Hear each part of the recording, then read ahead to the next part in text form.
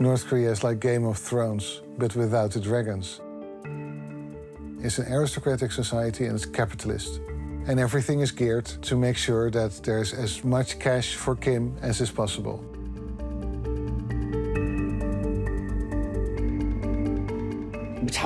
In capitalism, money is the lifeblood flowing through the veins. It's no different in North Korea. Bureau 39 is involved in everything that makes money for North Korea. Selling arms, smuggling of drugs, counterfeiting of US bills. This is about hundreds of millions of dollars a year. I too did everything. All we were told was, make dollars.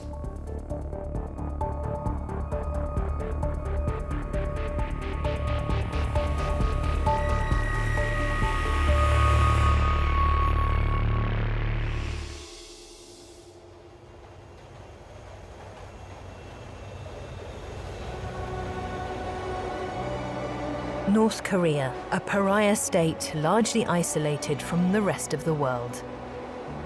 A dictatorship shrouded in mystery.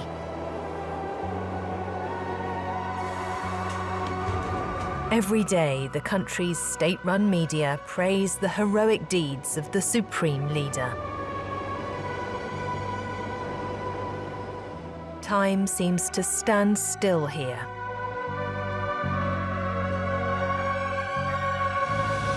In troop numbers, North Korea has the fourth largest army in the world. For 3 generations, the Kim family has ruled the country by divine right, and with an iron fist. North Korea's military arsenal is outdated, but contains nuclear weapons, earning the country severe sanctions. How does the regime manage to survive? And how have the Kims amassed enough money to threaten the world with the most powerful weapon of all?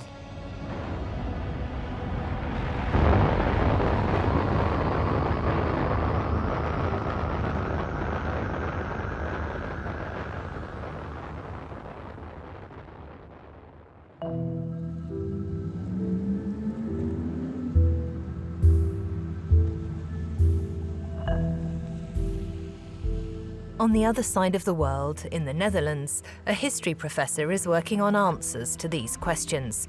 Remco Breuker from the University of Leiden has been studying the enigmatic country and its rulers for years. He says our image of North Korea is mistaken. North Korea isn't what it tells it is. Just look at the country functions at the highest level. What is the main goal of the government, of the regime, I should say?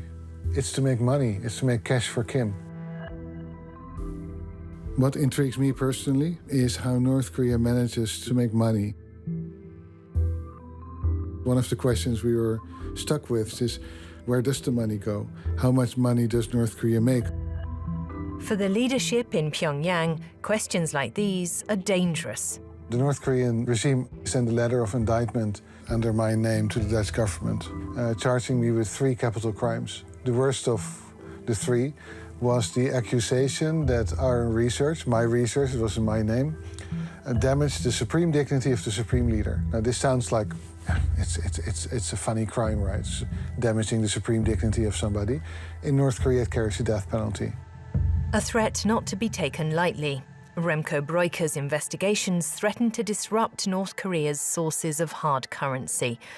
The country's first nuclear bomb tests in 2006 prompted its international isolation. Without legal sources of income, the regime took to raising money illegally. New York, the seat of the United Nations. It's here that the UN has imposed 9 rounds of sanctions against North Korea, and also where its global activities are monitored by an international panel of experts. The group consists of 8 members, including former intelligence, military and financial experts. For their own safety, they work away from the public eye. Only the coordinator, Hugh Griffiths, is willing to speak on camera. The sanctions have a tremendous impact on one level on North Korea. It means that their economy can't flourish in the way it would if they were able to sell their largest foreign currency earning commodities legitimately. So they can't ship coal legitimately. They can't ship iron ore legitimately. They can't ship zinc legitimately. Foreign currency is very important to any country, no matter how autarkic its economy. You need foreign currency to buy the goods that are essential for your population or for your elite group. So foreign currency is pretty essential to North Korea's survival. The question is, what's more important to the North Korean leadership, developing a nuclear and ballistic missile program or seeing their economy flourish?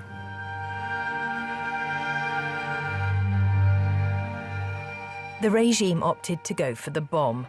In 2005, it officially revealed that it had nuclear weapons, as protection, it said, against attacks from foreign powers, specifically the United States.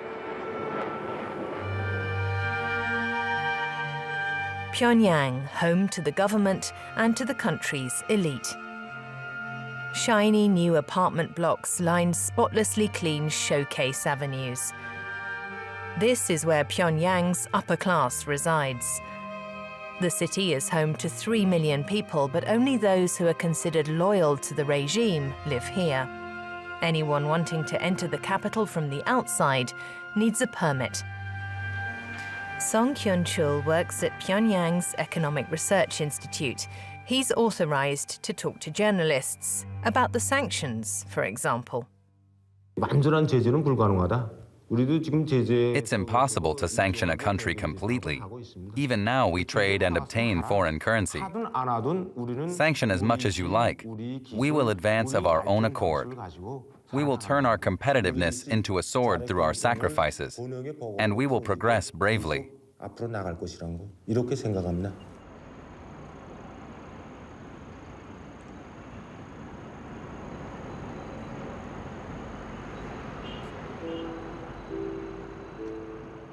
The sanctions that have been put on North Korea are extremely strict. I mean, there's probably not been a country that has been sanctioned more diversely and more strictly. At the same time, they're no longer working. There is a huge problem with our North Korea policy and using sanctions to try and have the regime modify its behavior. Because we're not sanctioning the one entity that earns most of its money, that keeps it afloat financially, that keeps it alive. Many high-ranking defectors from North Korea talk about a secret government department that's said to administer the regime's secret funds.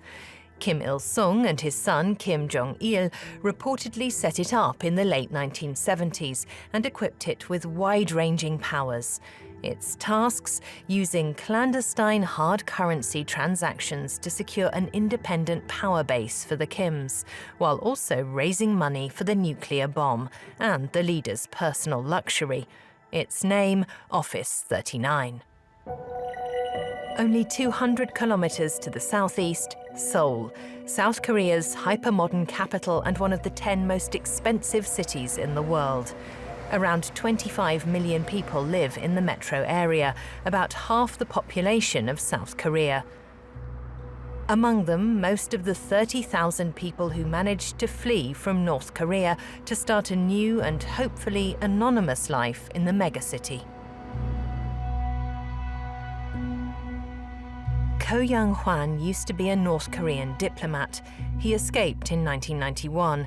He went on to become deputy director of South Korea's Institute for National Security Strategy, which employs North Korean defectors to gather valuable information. Few people know more about the Kim dynasty's workings. Legend has it that when Kim Jong-il came to power, he renamed the finance department of the Workers' Party Central Committee. It was now called Office 39 because it was located on floor 3 in room 9. Another story says that it was March 9th when Kim Jong-il issued an order to set up such a bureau.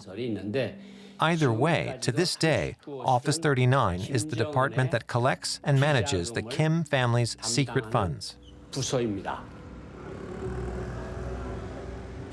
Talk to any prominent North Korean exile and they'll all tell you that Bureau 39 is absolutely crucial in earning revenues for the North Korean regime. It's absolutely vital. Take it away, everything collapses.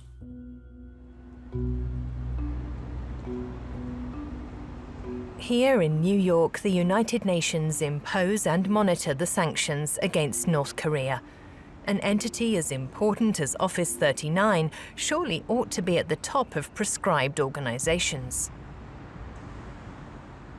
Office 39 is normally talked about by North Korean defectors. We don't really see Office 39 in our investigations. Instead, we're looking at the North Korean banks and the shell companies that traditionally operate overseas in third countries to generate foreign currency, and then that money is sent back to North Korea.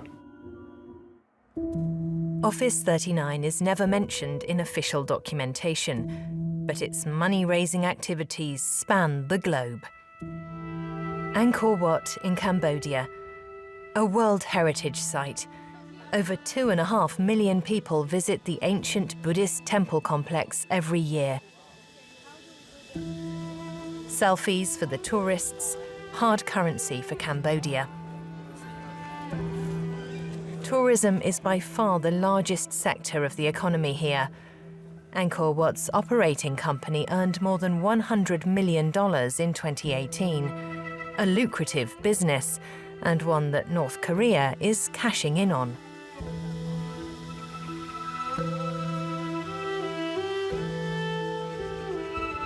Right next to the entrance to the temples is a museum that opened in 2015. At its heart is a 3D painting depicting the history of the Khmer Empire in monumental images. Throngs of tourists are guided through here every day. So for the painter, they're from North Korea. We have 63 painters. They took 1 year and 4 months to painting. And who constructed it? Was it Cambodian or North Korean as well? The North Korean as well. The North Korean construct the museum. Circumventing UN sanctions, North Korea not only built the complex but also financed it. In return, Pyongyang pockets all the takings for the first 10 years. After that, profits will be shared 50-50. The North Korean director didn't want to appear on camera, but he did tell us that the museum makes about $7 million a year in entrance fees, a figure he expects to treble in the near future. In the evening, after the museum closes, the North Koreans throw another set of doors open for the tourists. With cameras not welcome inside the restaurant, we film in secret.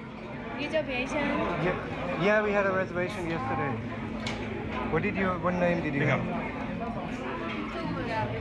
The tables are almost always fully booked.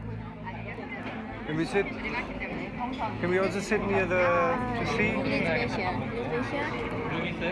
Okay, then we sit here. Okay. Yeah, I want to see it. Yes, all right. The menu boasts North Korean specialties such as cold noodles and sea cucumber. The prices are surprisingly high by Cambodian standards, with main courses costing up to $50. The restaurant is especially popular among tourists from China and South Korea. Most of the young women who work here are art students from Pyongyang. They live and sleep above the restaurant, and in many cases are not allowed to leave the premises for years. Every evening at the same time, they change their outfits and get ready for the big show.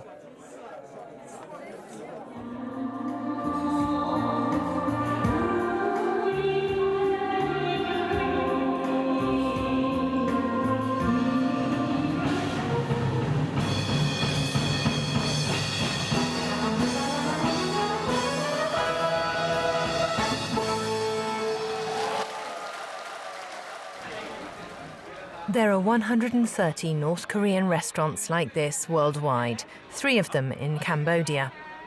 They're believed to make several $1 million a year, but the waitresses don't get paid a cent. The big bucks, Western hard currency, flow directly into the regime's secret coffers.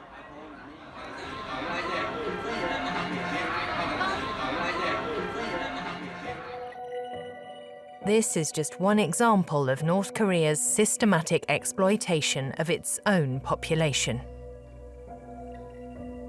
North Korean workers are deployed around the world, even in the European Union, such as here in Poland.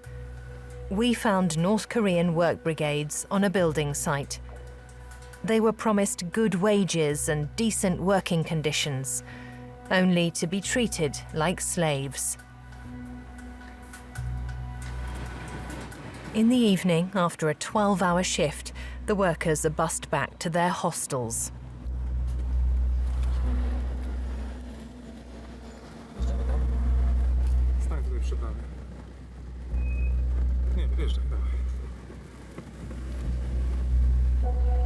They're monitored around the clock by North Korean agents.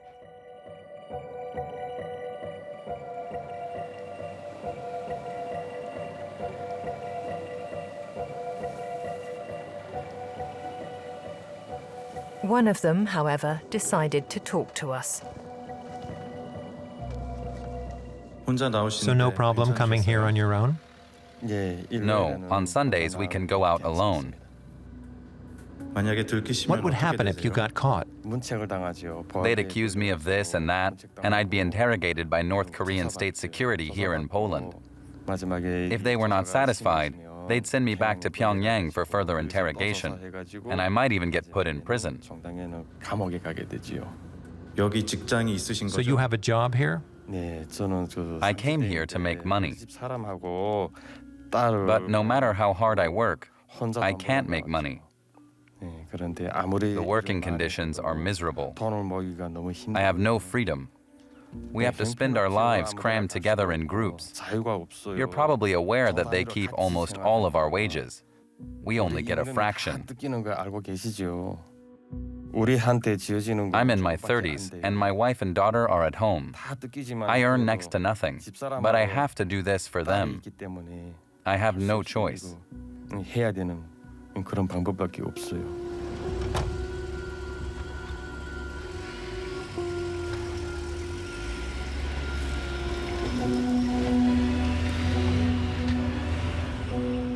Modern-day slavery, as North Korea sends well-trained workers to Poland to toil away in shipyards and on construction sites. The workers' families are effectively held hostage in North Korea. If a worker flees, their relatives back home will often face severe punishment. The workers are paid just €90 a month. The rest goes to the regime as it cashes in for Kim. Largely unnoticed by the international community, North Korea has sent laborers all over the world, believed to number up to 150,000 in all. About 40,000 of them are in Russia and up to 100,000 in China. North Koreans also work in Kuwait, Malaysia, Cambodia, Mongolia, Oman, Qatar, the United Arab Emirates, and in a number of African countries. The UN has become aware of this income for Pyongyang and is determined to drain the sources.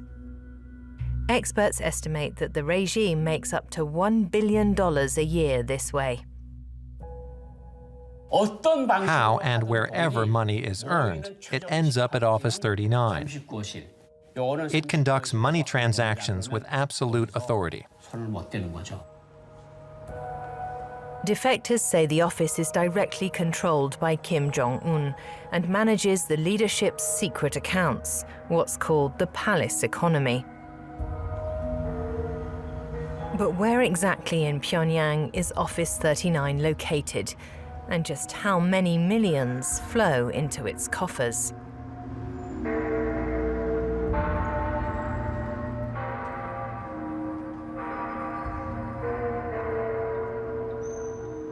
When we ask the North Korean official, he and his interpreter feign ignorance. I don't understand the question, but perhaps you know more. Have you ever heard of Floor 39? 39th floor. Are we talking about high-rises? Office 39 is one of the best-kept secrets of the Kim regime. Only North Koreans who've escaped are able to talk about it openly.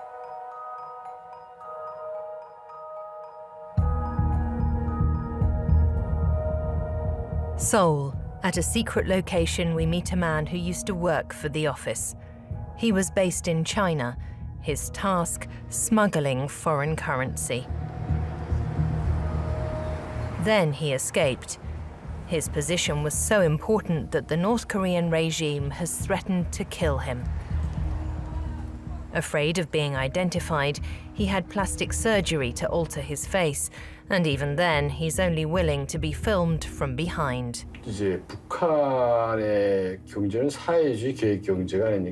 North Korea ostensibly has a planned economy. This means that the state takes care of supplying the population with food and other goods. But in North Korea, this system has been largely abandoned. The supply of food and goods for daily use has as such collapsed. As a result, the majority of the North Korean population has to be self-sufficient and resort to the black market.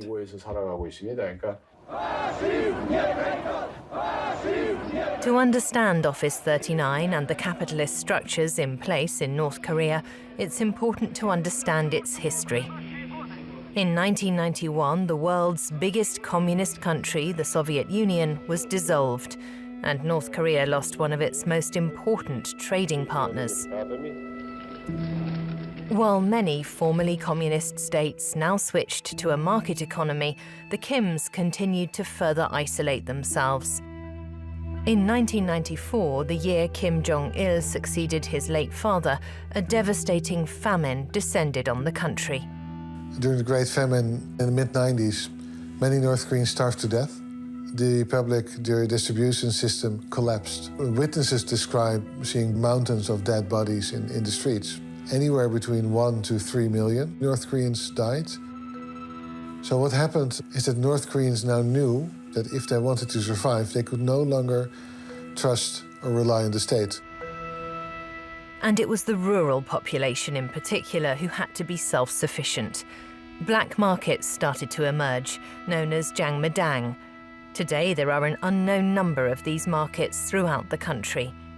400 of them are even officially licensed, providing tax income for the regime.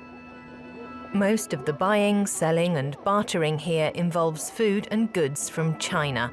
All manner of currencies are accepted, especially US dollars and Chinese yuan. China and North Korea share a border that is more than 1,000 kilometers long. But over 80% of that border is not even secured with barbed wire. People in the border region are subject to little control by the state, and they enjoy substantial trade with China. This trade is the basis for the black market in North Korea.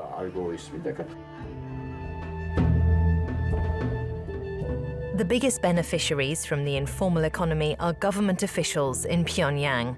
Because of their loyalty, although mainly out of financial self-interest, the regime permits them to trade. And over the years, they've become wealthy. They sell luxury goods, smuggle raw materials, and invest in real estate. They're called Dongju, masters of money, and enjoy the luxury and freedom afforded to them by the regime. But that loyalty comes at a price.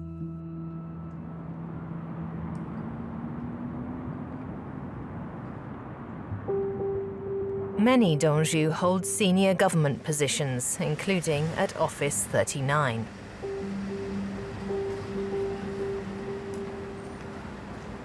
Like this man, who's been living in hiding in Seoul since he fled the north. While growing up in the 90s, he witnessed how North Korea developed increasingly capitalist structures. Before his escape, he was responsible for exports. likely the office's most profitable business. Fearing reprisals from the regime, he likewise does not wish to be recognized. 어찌 보면 그냥 다 명칭은 회사이긴 한데 My position and rank within the organization was management employee. 직급, 직위를 나타내는 네임이고 I was in charge of foreign trade. 대외 무역이죠. Were there departments that did trade with Europe? 뭐 그럼 많죠. Sure, a lot of them, in fact. 많죠. Hamburg, Germany. Until a few years ago, the North Korean state insurance company KNIC had a branch in an innocuous-looking apartment block in the city. From here, 6 North Korean officials made deals with major European insurers. 대외보험총국이라고 있습니다. Office 39 has a department for foreign insurance policies. 행정부 This department conducts insurance fraud. 보험 사기를 합니다. 보험 사기라는 건 어떤 건가면 For example, they used to reinsure Russian M18 helicopters that were nearing the end of their operational lives. 이제 거의 다 수명이 다간 헬리콥터를 In concrete terms, this department signed contracts with large European insurance firms. Initially, they would pay the insurance premiums of, say, $5,000 a month. But eventually, the helicopters were blown up or set on fire to collect the insurance sum. 폭발을 시키든가 불을 지르든가 And that amounted to maybe $2 million. 한 200만 달러면 200만 달러를 받아가지고 Just one case among many. In 2015, the European Union added the KNIC to its sanctions list, accusing the company of co-financing Pyongyang's nuclear weapons program via Office 39. Experts estimate that wrecked helicopters and similar tricks helped the Kim regime rake in several $100 million. North Korea uses its global network of embassies to ferry money back to Pyongyang. Government officials enjoying diplomatic immunity transport the money in cash in their flight baggage. A simple but efficient way of ensuring the funds keep on flowing.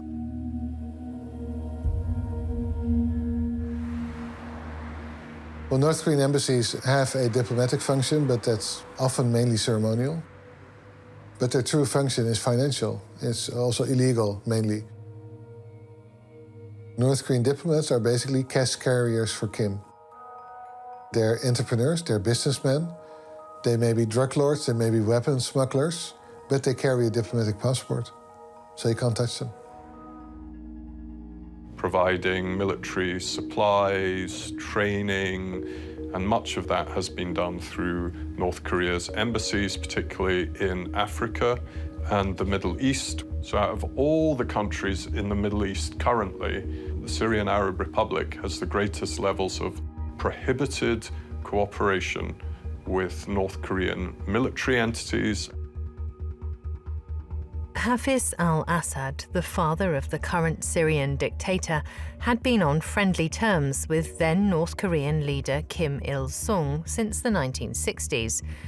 Pyongyang supplied Syria with military personnel, as well as weapons and ammunition in its wars against Israel. An important source of income, which exists to this day. Using tactics resembling those of 18th century pirates, Office 39 operates cargo ships under false flags and fake names. According to the UN, this has enabled North Korea to send large quantities of weapons and military equipment to Syria. Between 2012 and 2017, it says, at least 40 shipments with prohibited cargo from North Korea passed through the Suez Canal. But then the UN managed to have one of the deliveries intercepted. So we found something, cargo on its way to Syria. These were acid-resistant tiles and valves, which could be used in chemical weapons development, but also missile fuel is highly corrosive, and such tiles could be used for ballistic missile program as well. The Bill of Lading clearly gave as an address in Syria an established front company for Syria's Scientific Studies Research Center, the SSRC, which is responsible for Syria's ballistic missile and chemical weapons development program. The Russians still insist. The chemical weapons produced in the SSRC's labs have been used by Syrian dictator Bashar al-Assad against his own people for years. Many others who died in agony. 1/3 of all buildings in Syria have been destroyed. The regime in Damascus has been planning for the time after the civil war ends and hopes to receive billions of dollars from international donors for the country's reconstruction. The armies of workers required are to come from North Korea, as formally agreed by the two countries at a meeting in June 2019. Here too, Pyongyang is looking forward to a lucrative business. The money that's earned by Office 39, it goes straight into the coffers of the leadership. It is used on the one hand to provide for luxury items. It is used to pay for the Mercedes-Benz cars that somehow found their way into North Korea despite the sanctions. But it is also used, and this is probably more important, to deliver the best hackers you can train. As early as the mid-80s, Kim Jong-il started training the most talented children in terms of mathematical abilities and programming abilities to become cyber hackers. They're also good money earners. Ransomware, like the WannaCry virus, for example, is considered to come from the North Koreans. It is the biggest cyber attack the world has ever seen. Hundreds of thousands of computers around the world in about 150 countries rendered useless. Now, the U.S. government is publicly placing the blame for that cyber assault, uniquely dubbed WannaCry, squarely on Kim Jong-un's army of hackers. British intelligence officials and Microsoft had previously concluded that groups associated with the North Korean regime were responsible for the WannaCry hack. In Seoul, IT specialists have North Korean hackers squarely in their sights. Simon Choi works as a consultant for South Korean intelligence agencies. 그동안 10년 동안 We've been following the activities of North Korean hackers for 10 years now. In the past, they've been primarily attacking the South Korean Ministry of Defense and other government agencies. But since around 2015, it's become clear that their interest has shifted to international banks. North Korea has limited access to the internet, with only 1,000 IP addresses available to the country. Many are used by North Korean computer specialists to attack other countries. Experts say that between 600 and 1,300 hackers are at work for the regime. An estimated $2 billion may have been diverted by young, highly trained North Korean hackers to fund the country's nuclear weapons program. North Korea is changing. An impoverished communist state is now a country with a highly flexible shadow economy. And as with commercial companies, all that matters are American dollars, cash for Kim. The workers here are now slaving away not for the revolution, but for the wealth of their leader and his cronies, as the gap between rich and poor widens. While the population in Pyongyang enjoy constant growth in prosperity, the UN says that 40% of the rural population still suffer from malnutrition. In order to control its people, the regime employs old-school authoritarian rule. North Korea's underground economy, on the other hand, is 21st century capitalist. Dandong, China.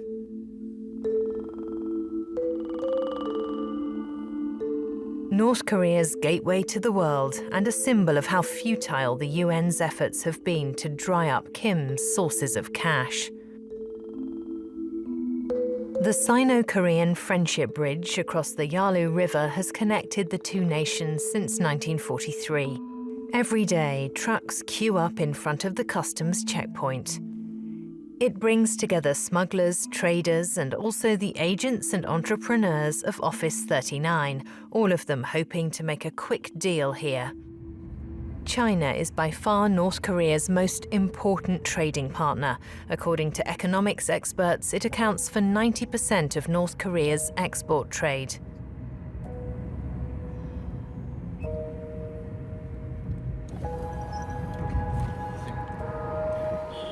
Thousands of North Korean women are believed to work for textile manufacturers in the Dandong region. Posing as businessmen and equipped with hidden cameras, we film inside one such factory. Chinese textile companies hire North Koreans because their wages are lower than those of the domestic workforce. These seamstresses work day and night and often sleep on the company premises. Many are effectively locked up there for years, far away from their families.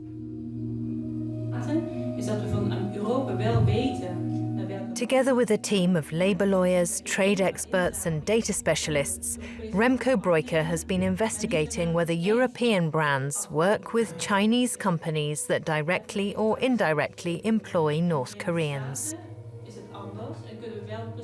Well, we found out different things.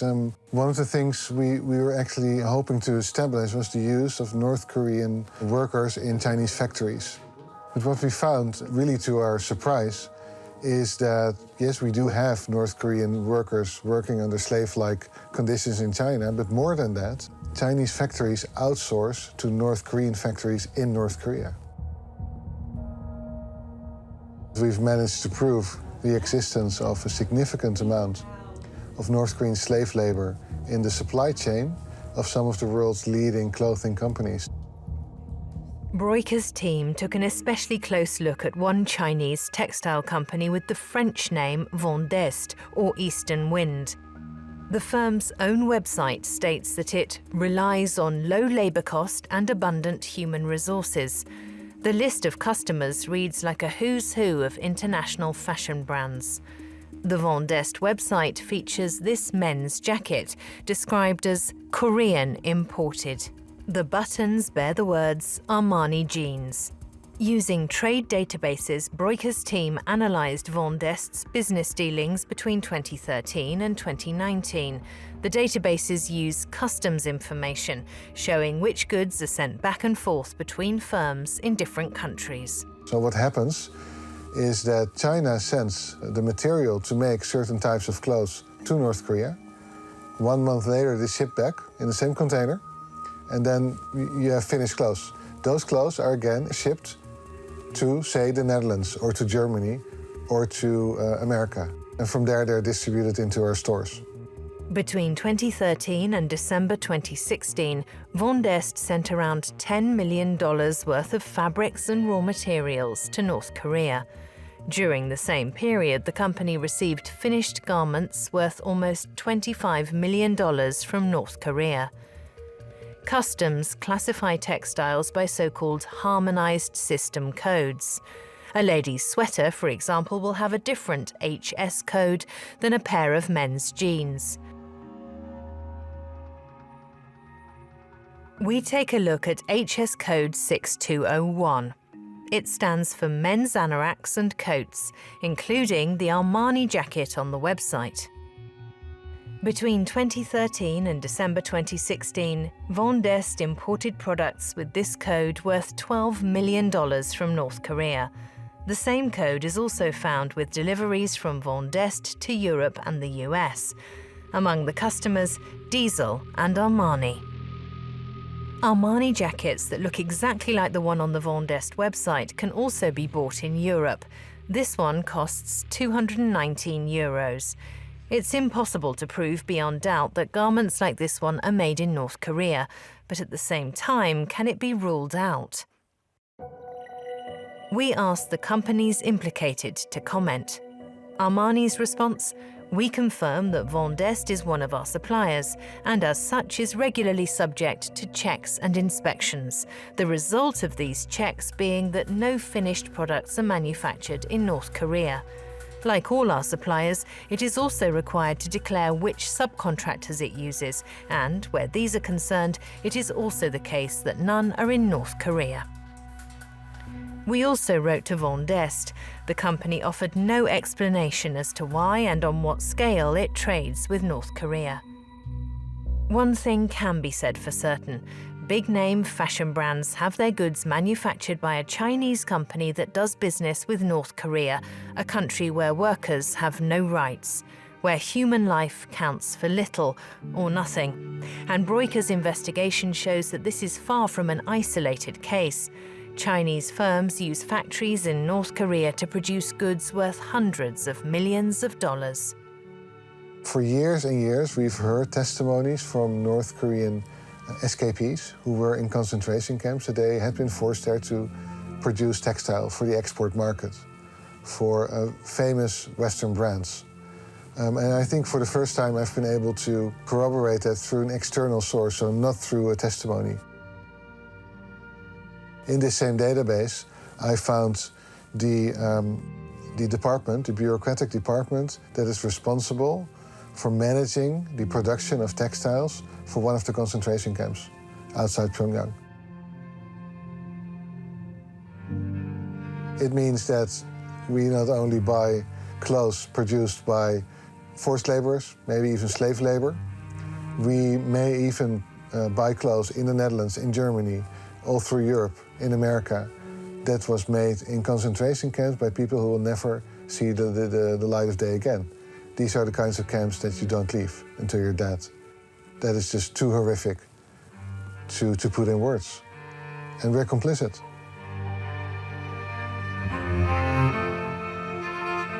Hundreds of thousands of men and women secretly ensure the survival of the Pyongyang regime. Their futures are sacrificed for the luxurious lifestyles of the powers that be, and also for Western consumerism and convenience.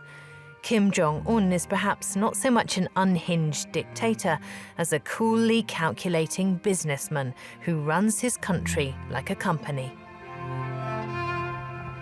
And Office 39 does plenty of business with everything and everyone, including us.